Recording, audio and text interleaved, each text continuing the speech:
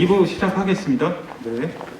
안녕하세요. 2022년도 게임 콘텐츠 신흥시장 오픈 포럼 2부 진행을 맡은 게임동화 조학동 기자입니다. 2부에서는 글로벌 진출을 위한 새로운 패러다임에 대한 얘기를 좀 나눠볼 건데요. 1부에서 좋은 말씀을 해주신 전문가분들을 뵙고 그 다양한 질문을 좀 해보고요. 그 다음에 이제 청중분들께서도 궁금한 질문이 있으면 제가 이제 뒤에 이제 받도록 하겠습니다. 자, 그러면 제가 이제 그 여러 가지 질문들을 좀 미리 받아놨는데요. 한 번씩 좀 질문을 먼저 드리겠습니다. 자, 글로벌 트렌드 이제 스트라베이스 김봉채 연구원님한테 먼저 질문 드리겠는데요. 지금 글로벌 인디게임 스튜디오가 어떤 좀 증가하고 있다. 그런 배경이나 좀 시사점에 대해서 좀 파악하신 부분이 있으실까요? 인디게임 글로벌 인디게임 스튜디오들이 전반적으로 좀 증가하고 있다. 좀 이런 부분이 어떤 트렌드이지 않냐 이렇게 좀 질문이 들어왔거든요.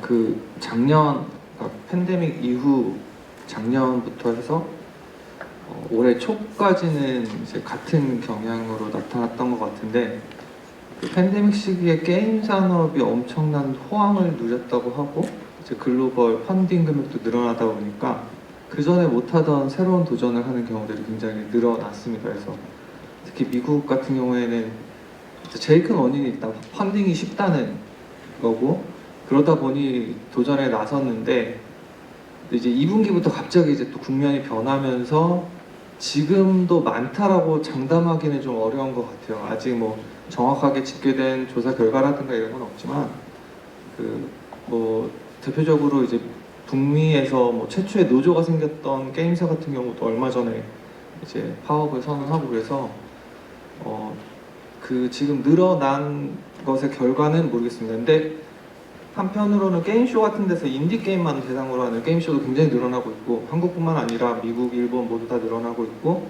그래서 좀 더 기회는 많아지고 있는 상황이라고 보고 있습니다.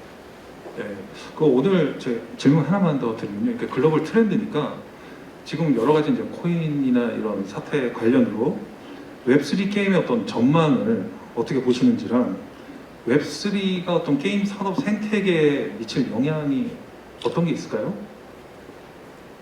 네, 제가 말씀드리면은 좀 이렇게 약간 원론적인 얘기일 수 있을 것 같은데. 아니, 원론적인 얘기를 좀 하시고 제가 그래프스로 넘어가겠습니다. 네, 알겠습니다. 네. 그 애초에 이제 엑시 인피니트 만들었던 스카이메비스가 선포했던 것, 그 P2E 게임이 왜 필요하냐라고 자기네 그 기업이 주장했던 거는 기존의 게임사들이 게이머를 어떻게 보고 있느냐, 단지 지갑으로 보고 있을 뿐 아니었지 않느냐. 게임사가 많은 돈을 벌었다면 거기에 이제 시간과 투자를 아끼지 않았던 게이머들도 그 성과를 나눠받는 게 정당한 일 아니냐라고 이제 표방을 했고요. 근데 뭐 그것이 성공했느냐라고 보면은 오늘 또 얘기가 나왔지만 거두지 못했고 오히려 지금은 이제 일본 아까도 잠깐 언급은 됐지만 일본에서 좀 많이 주도를 하고 있는 것 같아요. 근데 일본이 단순히 P2E 게임의 반복이라고는 보기는 좀 아직은 그 섣부른 것 같은 게 소니 같은 경우에도 얼마 전에 블록체인 기술을 활용해서 e스포츠의 선수가 활용한 아이템을 추적하는 기술을 특허를 냈거든요. 그래서 그런 식으로 이제 게임 운영이나 시스템 쪽의 블록체인 기술을 활용하는 쪽도 일본에서는 좀 투자가 되고 있고 근데 스퀘어 에닉스 같은 경우에는 단순히 이제 보상 중심의 게임을 만들 것처럼 인터뷰를 했던 바 있어서 그 내년 상반기까지는 봐야 되지 않을까 생각을 합니다. 전체적으로 어떤 일본이 강세를 보이는데 그 결과는 지켜봐야 된다. 이제 이렇게 보면 될까요? 예, 이제 한 국면은 넘어갔고 두 번째 국면으로 이제 일본 주도의 판이 깔리지 않을까 생각하고 있습니다. 비슷한 얘기로 이제 웹3가 이제 지금 뭐 컴투스라든지 큰 회사들이 많이 좀 고민을 하고 있거든요. 그램퍼스 쪽에서는 이 웹3의 어떤 그 가능성 내지는 게임 산업 생태계가 어떻게 변할지 좀 예측을 가능하실까요? 네, 뭐 예측이 맞는지는 모르겠지만 온라인 게임 뭐 웹2라고 버전을 짓는다면 그 생태계가 사실 이코로 만들어지는 데는 한 30년 정도 걸린 것 같습니다. 웹3도 그에 비슷한 시간이 걸리지 않을까라는 상상을 하고 있어요. 저희는 이제 그렇게 시간을 놓고 이 타임랩스를 찍다 보면 굉장히 지금은 극초기 시장이고 굉장히 혼란적인 시기인데 그런 시기다 보니까 이제 약간 물질적인 거나 약간 그런 인베스터 분들이 많이 접근을 하셔가지고 일단 자금을 좀 많이 확보하고 또 그런 걸 이제 캐시플로우를 좀 얻어가는 형식의 어떤 플랫폼의 하나로 보고 있는 게 좀 안타깝기는 하고요. 사실 유저들이 봤을 때 웹2냐 웹3냐에 대한 문제는 늘 말씀을 드리는 거지만 아마 인지하기 힘들 겁니다. 아마 웹2 게임과 웹3 게임이 그렇게 다른 점이 없거든요.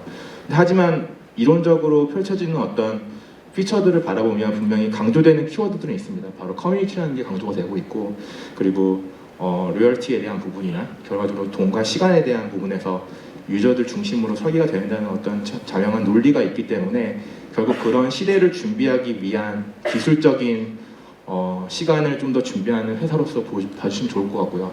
저희가 당장 어떤 웹3를 기반으로 해서 어떤 뭐 돈을 벌겠다 그런 것보다도 플랫폼이 확장되고 자연스럽게 유저가 이동되면 당연히 저희 게임 콘텐츠도 원하는 사람들이 그 안에 모여 있을 거고 결국 그러다 보면 저희는 이 기술을 활용해서 가야 되는 어떤 게임 회사로서 가야 되는 입장이 있기 때문에 그런 점에서 좀 노하우를 쌓고 있는 시기라 보면 될 것 같습니다. 알겠습니다. 웹3 시대가 오는 걸 대비해서 이제 미리 착실하게 준비하고 계시다. 이렇게 이해하면 될 것 같습니다. 자, 이제 스마트 스터디 벤처스의 이제 박형택 상무이사님한테 여쭙고 싶은데요. 아까 이제 작은 회사들 사실 지금 투자받기가 굉장히 어렵거든요. 근데 특히 요즘에는 또 어떤 해외 성공 가능성 이런 것들을 굉장히 심사위원 분들에게 잘 어필해야 된다고 생각합니다. 어떤 게임이 글로벌에서 성공한다고 판단하시고 작은 개발사들이 어떻게 준비해야 될까요? 그 이제 작은 게임 회사들이 가지는 특징 중에 하나가 이제 기존에서 안 해보던 것들을 새로운 거 이제 시도한다는 게 사실은 이제 저예산 게임 그리고 혹은 뭐 인디 게임이라고 표현하는 그 중저예산 게임들이 가지고 있는 장점일 것 같고요. 그다음에 그래서 어떤 특징을 갖고 있는 게임에 꼭 투자를 한다 뭐 이런 것보다는 어떤 게임을 가지고 소비자에 접근할 건지 본인의 컨셉이 명확한 회사가 더 중요합니다. 그다음에 특히 이제 글로벌 진출을 직접 서비스나 뭐 이렇게 해서 나갈 때 가지고 있는 포인트 중에 하나는 결국 이게 투자는 수익성으로 연결돼야 되기 때문에 그럼 이제 유저 고객을 어떻게 할 것인가에 대해서 그러니까 그 기존에 누가 이렇게 했는데 이렇게 나왔다라는 그 구태연한 그 카피캣 형태보다는 명확하게 내가 어떤 데이터를 분석했고 그 데이터를 통해서 우리는 어떻게 접근을 해서 유저 모객을 하겠다라는 자기 나름의 정확한 논리 구조가 있고 그게 이제 설득되는 논리 구조를 가졌을 때 보통 이제 투자에서 입장에서 얘기하는 엣지라는 게 좀 생기는 것 같습니다. 근데 하지만 작은 제가 인디 회사들 만나보면 어떤 그런 데이터가 없는 새로운 시도를 할 때는 좀처럼 이렇게 응해지지 않는다 이런 얘기할 겁니다. 제 질문을 잘 듣.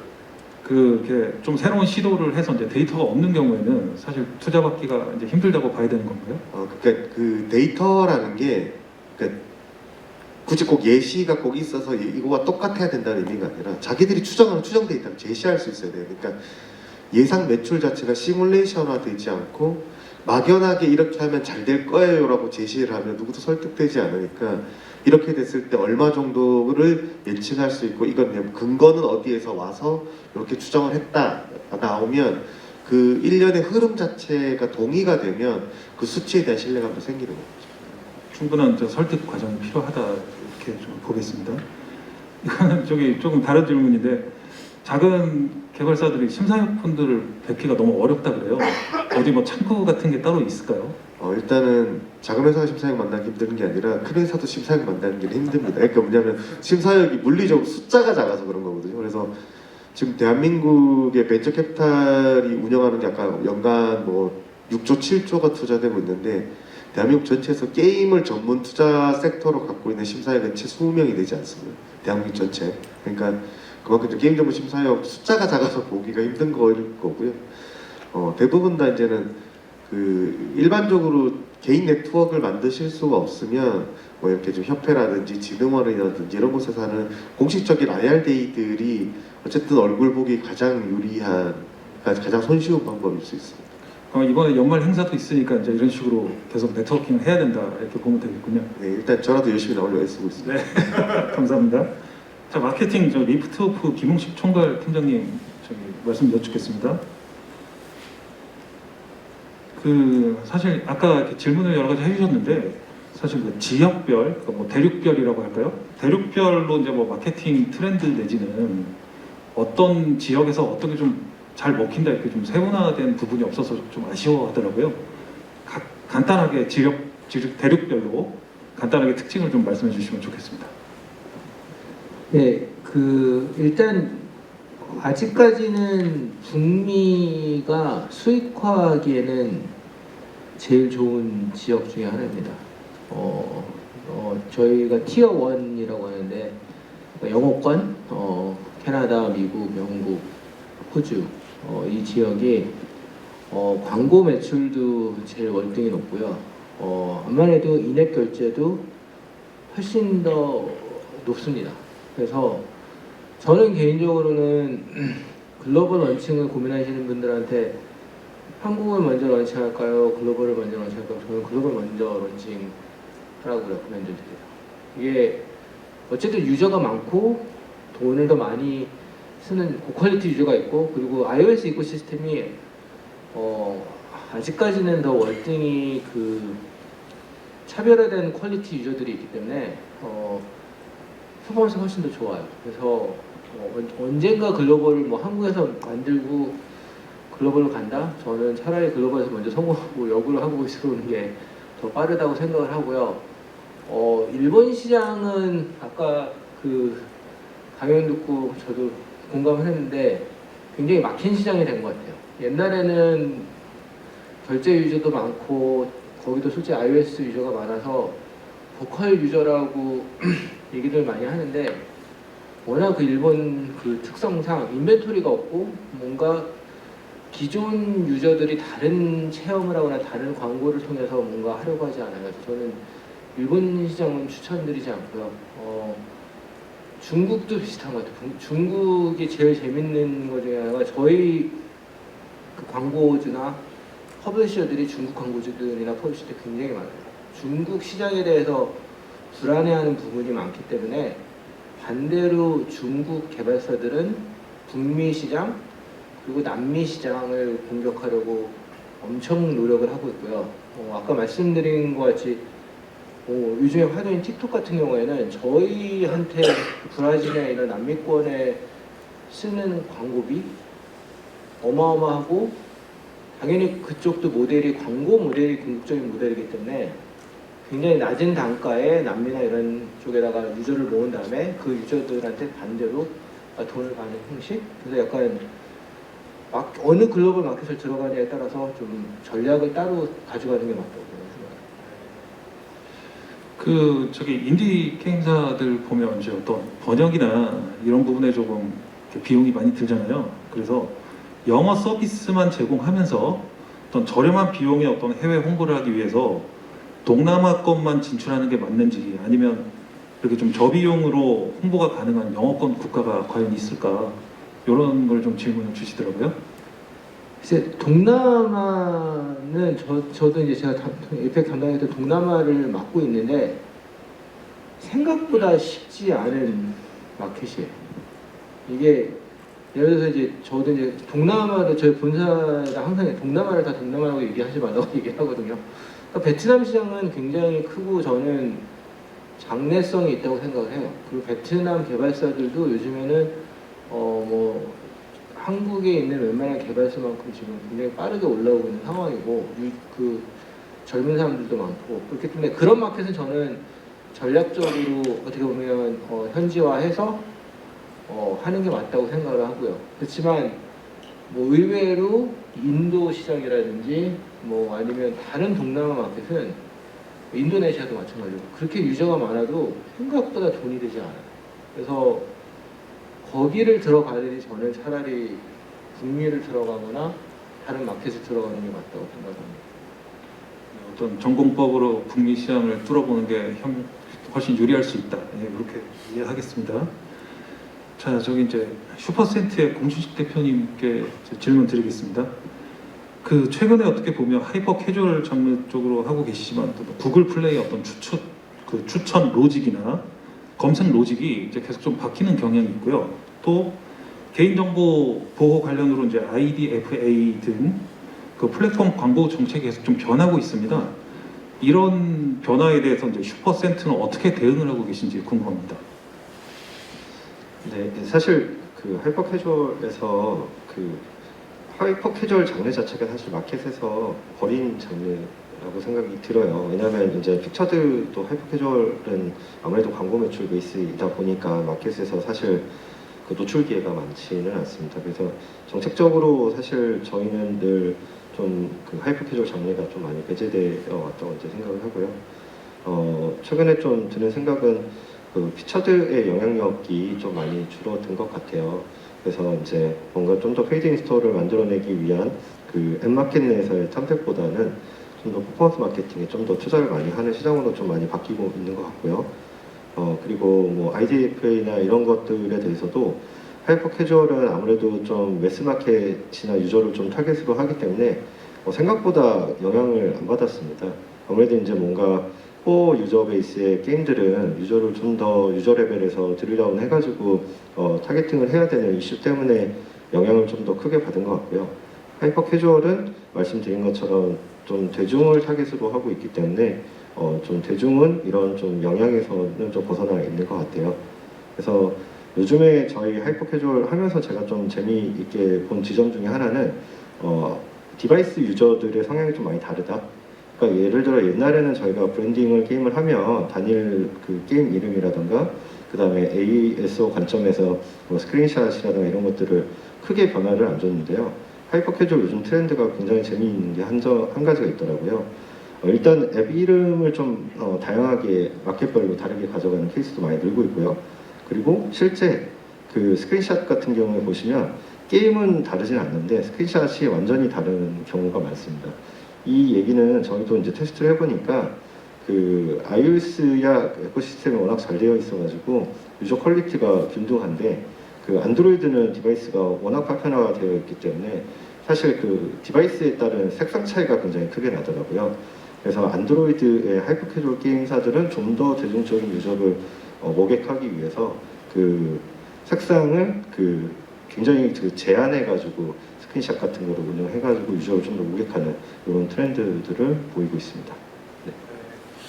그 인디 게임사들 좀 가장 큰 요즘 마케팅비가 많이 올라서 많이 좀 고민이 많거든요.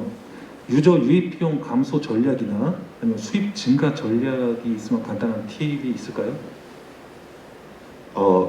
저는 그 이제 기술은 상향 평준화되어 있다고 생각을 해요. 그래서 좀 더 크리에이티브에 우리가 좀 더 집중해야 되는 시장으로 좀 더 넘어가고 있는 것 같습니다. 그 좀 전에도 말씀드린 것처럼 요즘에 유저들의 어떤 그 컨텐츠 소비 패턴도 바뀌었고요. 그들을 대부분 소비하는 유저들이 이제 Z세대인데 이들이 굉장히 짧은 컨텐츠를 소비하는 어떤 흐름으로 많이 변화했잖아요. 이들이 그 선호하는 크리에이티브들은 저희 세대가 알고 있는 어떤 그런 크리에이티브 요소들보다 훨씬 더 다이나믹하더라고요.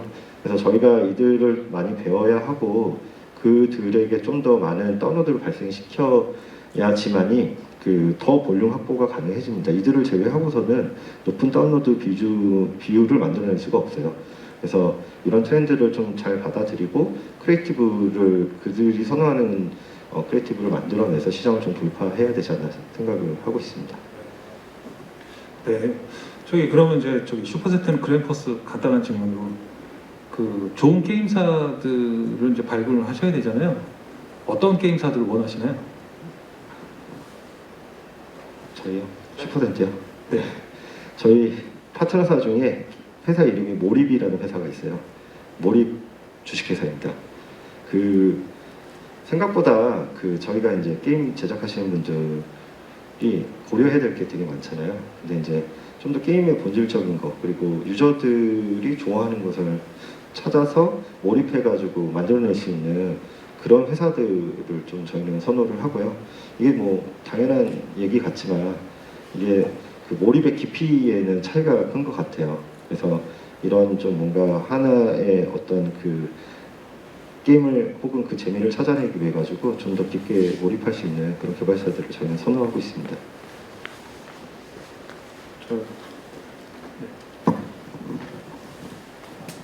네. 뭐 저도 비슷한 생각인데요. 앞서 저희 장표에 나왔듯이 좀 집중할 수 있는 개발사가 많아졌으면 좋겠습니다. 결국 시장에서의 트렌드한 부분에서 흔들릴 수 있는 장르도 있지만 결론적으로 좀 꿋꿋이 그 장르를 파보면서 결국 유저들을 이해하고 결국 그들에게 좀 만족감을 줄 수 있는 개발사를 찾는 게 일단 핵심인 것 같고요.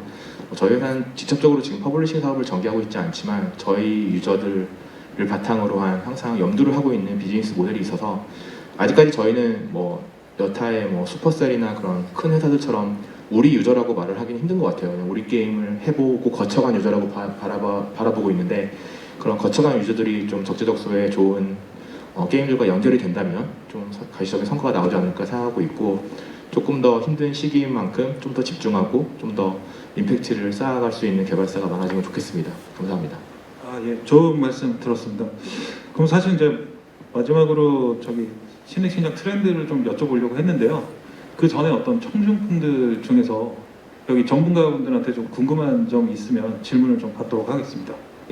띵월2의 강철민이라고 합니다. 그램프스의 김 대표님께 질문 드릴게요.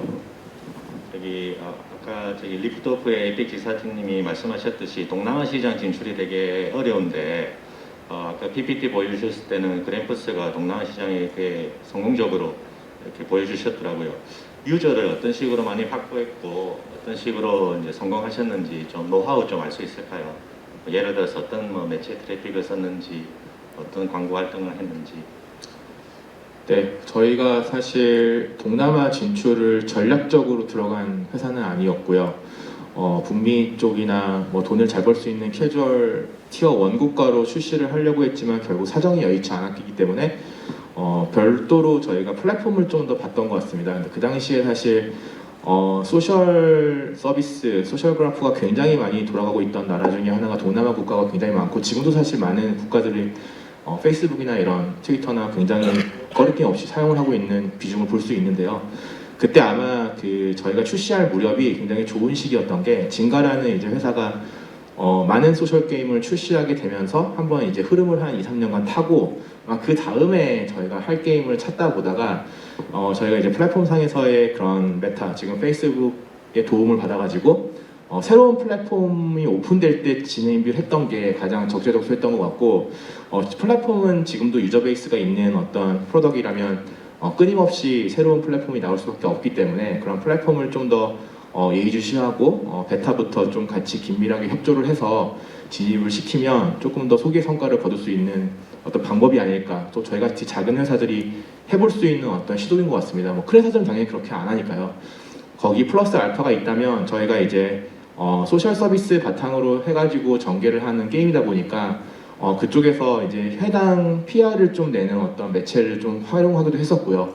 결론적으로 지금 이게 원시적인 방법이긴 한데 사실 소셜 쪽에 게임 프로덕트의 이제 본질을 좀 더 건드려가지고 저희가 이제 뭐 기능들에 대한 오브젝트 같은 거 활용해가지고 뭐 쉐어할 수 있는 기능들을 좀 더 다각화시킨다거나 좀 더 소셜 그래프를 좀 더 활용할 수 있는 범위에 대해서 좀 고민을 했었는데 그게 일부 국가, 즉 뭐 태국이나 베트남이나 말레이시아 이런 국가에서 워킹을 했던 것 같습니다. 이 방법이 사실 지금 돌아갈 거냐는 말은 좀 다른 이야기 같고요.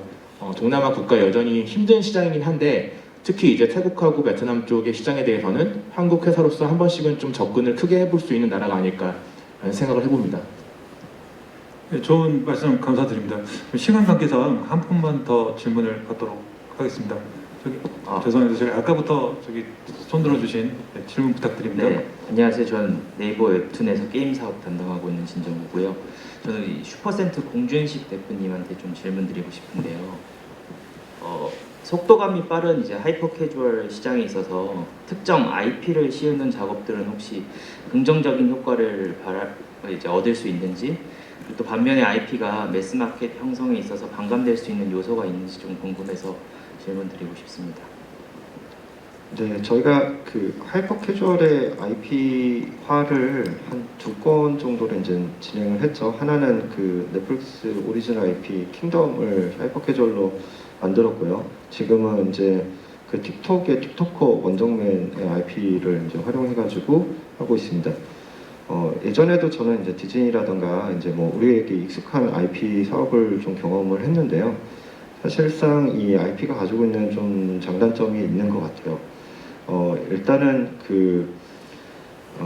초기에는 굉장히 그 IP가 모든 게임에 좀 유리하게 작용을 하는 것 같은데 사실 조금 더 길게 보면은 IP보다는 좀 게임 위주로 좀 운영이 더 되는 것 같더라고요. 그래서 이번에 저희가 하이퍼캐주얼의 IP를 입힐 때 킹덤에서 사실 초반 부스트를 좀 목적으로 킹덤 IP를 잘 활용을 했는데 하이퍼캐주얼 자체가 그 게임성이 유저가 이제 대중적인 요소들이 크잖아요. 근데 이제 좀 하지 말아야 될 것들이 몇 가지 있어요. 이제 좀 시대적인 배경이 되게 과거이거나 굉장히 미래이거나 이런 것들이 사실 호불호 중에서 불호에 많이 해당하는 거라서. 근데 이제 킹덤은 좀 조선시대 배경에다가 좀비물이 뭐 글로벌적으로는 또 굉장히 인기가 많긴 한데 조선시대 좀비물이 입혔는데 그게 게임으로 캐주얼하게 또 풀어내는 게 굉장히 어렵더라고요. 게임 자체 인게임 지표는 굉장히 좋았고요. 근데 이제 CPI가 많이 낮아지지가 않더라고요. 구조 자체가 아무래도 광고 BM으로 되어 있다 보니까 사실상 큰 효과는 못 봤던 것 같고요. 그때 저희가 배운 것들을 통해 가지고 IP가 가지고 있는 힘이라는 게 일단은 좀 시기적인 타이밍도 중요하겠다. 예를 들어서 계속적인 프랜차이즈가 가능한 IP라던가 그 시기에 엄청난 그 시장성을 가지고 있는 IP면은 이제 태핑을 하는데 그렇지 않은 IP들은 대부분 사실상 활용하기 되게 어려운 지점들이 많은 것 같아요. 근데 이제 원정맨 같은 경우에 좀 케이스가 다르더라고요. 원정맨은 일단 자체 플랫폼을 가지고 있는 플랫포머입니다. 그러니까 무슨 얘기냐면 그 IP로서 봤을 때는 이전에 일반적인 뭐 디즈니 IP라든가 킹덤 IP랑 좀 질적으로는 좀 다르긴 한데 사실 원정맨이라는 틱토커는 본인의 그 팔로워 수가 이제 5천만 명이라는 그 플랫폼의 어떤 그 홍보 효과를 낼 수 있는 그런 IP라고 생각이 들고요. 그리고 저희가 좀 더 긍정적으로 보고 있는 거 한 가지가 틱토커들은 보통 혼자서 활동을 안 하더라고요. 그 크루로 활동을 하고 원정맨이 함께하는 이제 크루원들의 팔로워 수를 합쳐보니까 약 한 4억 정도가 되더라고요. 그래서 이제 저희는 이제 대중적인 어떤 코드가 이런 틱토커 IP와 그다음에 틱토커 가지고 있는 어떤 플랫폼의 어떤 속성들에서 홍보 효과를 좀 노리는 거를 저희는 이제 IP화 작업에 좀 더 중요하다고 이제 생각을 하고 있습니다. 네, 답변이 되는지 모르겠습니다. 예, 답변 감사드립니다. 이제 마지막 질문 하나만 더 받겠습니다. 질문하시죠. 네, 저 스마트 스터디 심사위원님께 질문 드리겠습니다. 저는 XR 콘텐츠 제작사 알버스 대표 손명주라고 하는데요. 아까 말씀 주실 때 이제 산출 예상 매출액에 대한 산출 근거가 합리적이어야 한다고 말씀을 주셨는데 이런 작은 게임 개발사에서 어느 정도 매출 규모의 어떤 예상 매출액을 잡아야 하는지 어느 정도 기준이 있으신지가 궁금합니다. 왜냐하면 뭐 예상 매출을 100억, 200억을 쓴다고 해서 사실 신뢰가 갈 수도 있는 것도 아니고 그렇다고 뭐 10억, 20억을 쓰면은 투자 매력도가 떨어질 텐데 대체 어느 정도 기준이어야 좀 되는지가 궁금합니다. 아까 제가 발표 때도 잠깐 말씀드렸는데 이렇게 매출 시뮬레이션을 한다는 의미적인 측면에서 보면 이제 두 가지가 있습니다. 하나는 매출 시뮬레이션 충분히 이제 근거를 가지고 그걸 할 수 있는 능력이라는 게 이제는 그 대표이사가 가지고 있는 경영자로서의 능력을 검증한다는 이슈가 또 하나 있고요. 그다음에 두 번째는 그 매출이 가지고 있는 기업의 가치를 얼마만큼 성장시킬 수 있느냐에 대한 포인트가 있습니다. 그러면 이렇게 충분히 현실적으로 달성 가능하고 그다음에 그 추정 근거가 동의되는 매출이 의미가 있으면 아까 말씀하신 것처럼 10억, 20억이라는 물리적인 단순 숫자는 투자 매력도가 좀 떨어질지 모르겠지만 그걸 합리적으로 추론할 수 있는 대표가 경영자로서의 매력이 있을 수가 있고 그 다음에 그런 것들을 반복해 가면서 지표를 개선해 나갈 수 있는 능력 있는 대표로 검증되기 때문에 그게 기업 가치 제고 게임에 충분히 매력이 있다면 저는 그건 충분히 투자 대상으로서 검토 가능하다고 생각하고 있습니다. 반면에 검증되지 않은, 동의되지 않는 100억, 200억은 사실은 투자 검토하는 입장에서 큰 의미 없거든요. 그러니까 그런 것들이 충분히 이제는 그 매출 숫자가 물론 너무 작아서 뭐 회사의 성장 스케일업이 안 되는 수준이면 문제가 분명히 있겠지만 이번에 나온 어느 정도 의미 있는 숫자를 기반으로 해서 그 다음 스케일업을 또 어떻게 해나갈 건지를 제시할 수 있다면 그건 충분히 투자 대상으로서 매력이 있다고 생각합니다. 답변 되셨는지 모르겠습니다. 네, 이렇게 이제 좋은 말씀 잘 들었고요. 자, 이제 시간이 이제 많지 않아서 2023년 어떤 신흥시장 트렌드의 어떤 핵심은 무엇인가 간략하게 한 분씩 말씀 주시고 이제 마치겠습니다. 제 제가 봤을 때는 23년은 약간 양극화인 것 같아요. 그래서 다르지 않고 다른 전략으로 가지 않고 남들하고 똑같이 가면은 결과가 안 나온다. 마케팅 부분도 그렇고 수익화도 그렇고 크리에이티브도 그렇고 그래서 따라서 가는 것보다는 우리 게임과 컨텐츠는 어떤 식으로 차별화해서 어느 지역에서 어떤 매체를 통해서 끌고 갈 수 있을지를 고민하는 게 장기적인 관점에서 제일 중요한 시기라고 생각합니다. 네, 너무 한 가지만 좀 주장을 드린 것 같은데요. 시대가 그리고 유저들이 그리고 콘텐츠 소비하는 패턴이 굉장히 빠르게 바뀌고 있습니다. 우리 세대에서 우리가 이해하기 힘든 부분들이 분명히 있어요. 저희가 직접 틱톡을 하거나 그러진 않기 때문에. 하지만 저희 자녀들 그리고 글로벌에 있는 수많은 Z세대들이 틱톡과 같은 콘텐츠를 굉장히 소비를 하고 있습니다. 그리고 이들이 커가지고 앞으로 어떤 그 콘텐츠를 소비할지는 그들이 이때까지 경험한 거에서 또 발전될 거라고 저는 확신을 하고 있습니다. 저희가 아직 관심을 많이 갖고 있지 못한 분야라고 생각이 들고요. 하이퍼 캐주얼뿐만이 아니라 게임을 떠나서 이런 시대적인 어떤 트렌드를 좀 빨리 캐치하고 그리고 태핑하는 2023년도가 되지 않을까 생각을 하고 있습니다. 네, 감사합니다.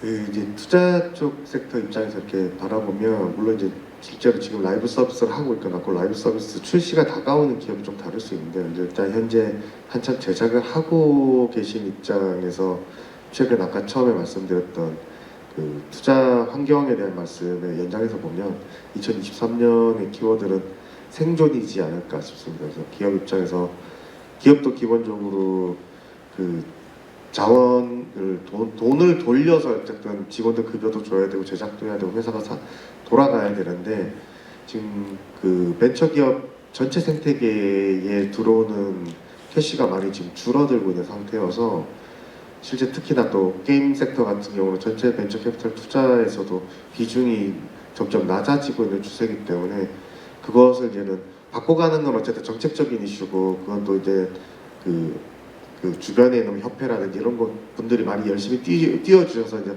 점점 개선해 나가야 될 문제이긴 한데 당장 이제 다가오는 23년의 제작사 입장에서는 어쨌든 회사에 돌고 도는 돈이 줄어들 거기 때문에 당장 이제 생존이라는 키워드가 제일 크지 않을까 생각합니다. 네, 앞서 많은 키워드들이 너무 중요한 하나의 요인 같은데 저희는 사실 디테일이라는 말을 좀 강조드리고 싶어요. 어려운 시기이지만 결론적으로 매출은 계속 증가되고 있는 시기이고 결론적으로 다운로드는 감소되고 있고 유저풀도 감소되고 있는 시기에서 이 디테일을 조금씩 강화해야지만 얻을 수 있는 결과물에 대한 결과값을 만족하지 않을까라는 생각을 하고 있고요. 결론적으로 뉴타입에 대한 디테일과 그리고 트렌드를 이끄는 매스와의 디테일은 좀 다른 부분이 있습니다. 근데 그런 걸 이제 캐치업 하셔가지고 각 개발사에 맞는 환경에서의 디테일을 높이는 일들이 2023년에는 꼭 필요한 것 같습니다. 감사합니다. 네, 저는 그 현장에서 실무 경험보다는 좀 한 걸음 뒤 떨어져서 보다 보니까 굳이 키워드를 꼽자면은 파편화라고 생각합니다. 글로벌 게임 시장의 절반이 모바일이라고는 하지만 그 모바일이 단일 시장이라고 생각하지는 않거든요. 그래서 하이퍼 캐주얼 게임부터 그 다음에 하이브리드, 그다음에 카지노, 거기다가 이제 클라우드 게임 때문에 이제 트리플 A급 게임도 이제 스마트폰으로 이제 구동을 하다 보니까 전반적으로 점점 더 시장은 파편화되지 않을까라고 생각합니다. 감사합니다. 네, 이렇게 해서 포럼 2부를 이제 마치겠고요. 대한민국 중소게임 개발사의 어떤 글로벌 진출에 대해서 좋은 말씀해주신 강연자분들께 진심으로 감사드리고요. 2023년을 준비할 수 있는 좋은 자리였다고 생각하고 이번 세미나가 대한민국 중소게임 개발사들에게 많은 도움이 되었길 바랍니다. 함께 해주신 분들 다시 한번 감사드립니다. 좌장을 맡은 게임동화 조학동 기자였습니다. 감사합니다.